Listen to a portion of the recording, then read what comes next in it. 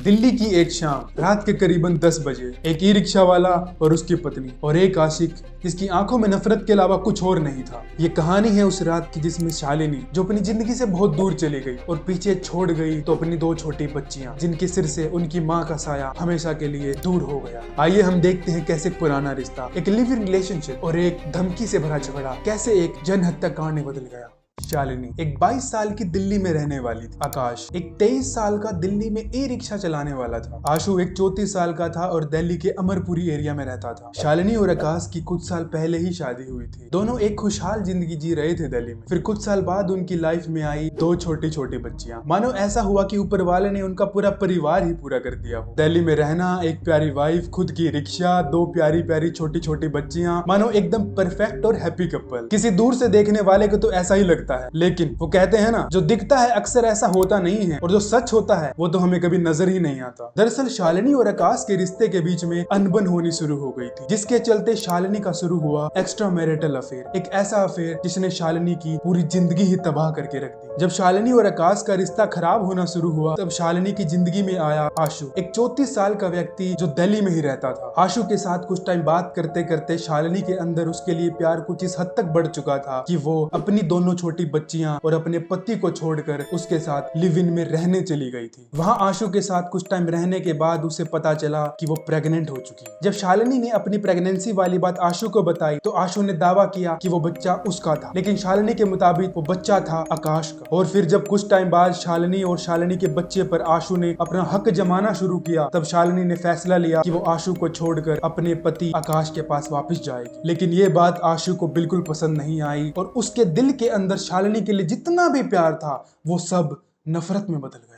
Police के मुताबिक आशु के पहले से ही क्रिमिनल रिकॉर्ड्स थे। नबी करीम पुलिस स्टेशन के रिकॉर्ड्स में आशु का नाम था। वहीं आकाश जो शालिनी का पति है उसके भी पुलिस रिकॉर्ड्स मिले हैं। ये सब मिलकर एक साइकोलॉजिकल प्रेशर बना, एक मैं या तुम का दावा शुरू हो गया। एक रिश्ता जिसमें पहले कभी प्यार और खुशियां थी वहां अब सिर्फ शक के अलावा कुछ नहीं बचा कि आखिर उस बच्चे का पिता है कौन। और फिर आई वो काली रात। शनिवार को करीब 10:15 पर नबी करीम एरिया में कुतुब रोड के पास एक ऐसी घटना घटी जिसकी आप और मैं कभी कल्पना भी नहीं कर सकते। शालिनी और आकाश उस रात अपनी दो छोटी बच्चियों के साथ शालिनी की मां से मिलने गए थे। उन दोनों का पीछा करते करते आशु भी वहीं आ गया था। जब वो लोग वहां से निकल रहे थे तब आशु ने देखा शालिनी रिक्शा में बैठी है और आकाश उसके साइड में खड़ा हुआ है। उन दोनों को वहां देखकर आशु उनकी तरफ बढ़ने लगा। आशु को अपनी तरफ बढ़ते हुए आकाश ने देखा कि उसके हाथ में चाकू था और आंखों में खून सवार। फिर उसी चाकू से आशु ने आकाश पर हमला किया, जिसका बचाव करते हुए वो दोनों जमीन पर गिर गए। फिर आशु की नजर पड़ी रिक्शा में बैठी शालिनी पर। मानो शालिनी को देखते ही आशु के अंदर का गुस्सा इतना बढ़ गया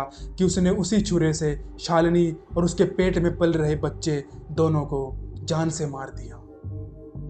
जब आकाश ने अपनी पत्नी को बचाने की कोशिश करी तब आशु ने उसे भी अपने चाकू से घायल कर दिया था। लेकिन उस रात आकाश ने हिम्मत दिखाई और अपनी पत्नी शालिनी को बचाने के चक्कर में उसने उसी चाकू से आशु की हत्या कर दी। इतना सब सुनने के बाद मोहल्ले वाले वहां पर आए और जब उन्होंने इन तीनों को घायल देखा तो वो इन तीनों को हॉस्पिटल ले गए। लेकिन अफसोस, हॉस्पिटल जाने के रास्ते में ही शालिनी ने दम तोड़ दिया। हॉस्पिटल पहुंचने के बाद डॉक्टर ने शालिनी और आशु को डेड ऑन अराइवल घोषित कर दिया और आकाश वो एक क्रिटिकल कंडीशन में था। एक रात 3 जिंदगियां बर्बाद, एक बच्चे का सपना जो अधूरा सा रह गया।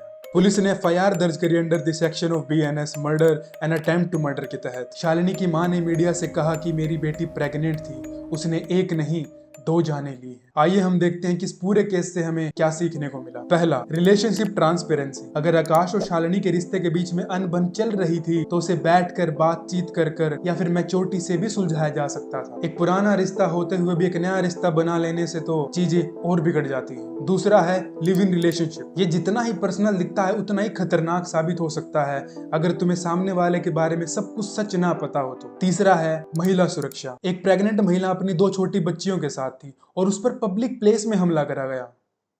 चौथा है लीगल साइड। अगर आशु पहले से ही क्रिमिनल था और उसे पुलिस की तरफ से वार्निंग भी मिली हुई थी, तो वो पब्लिक प्लेस में ऐसे चाकू लेकर कैसे घूम रहा था? ये दोनों चीजें हमारे सिस्टम पर बहुत बड़ा सवाल खड़ा करती हैं। ये थी उस रात की कहानी जिसमें एक घर, दो छोटी बच्चियां, एक बच्चा जो कभी इस दुनिया में आ ही नहीं पाया, एक पिता जो अपने आने वाले बच्चे को लेकर खुश था, उन सब की जिंदगी तबाह होकर रह गई। अगर आप या आपके आसपास आप ऐसे कोई घटना होते हुए देख रहे हैं तो कृपया करके चुप ना रहें, क्योंकि जिंदगी से बढ़कर और कुछ नहीं होता। और कमेंट में बताना कि आप इस स्टोरी को किस एंगल से देखते हैं।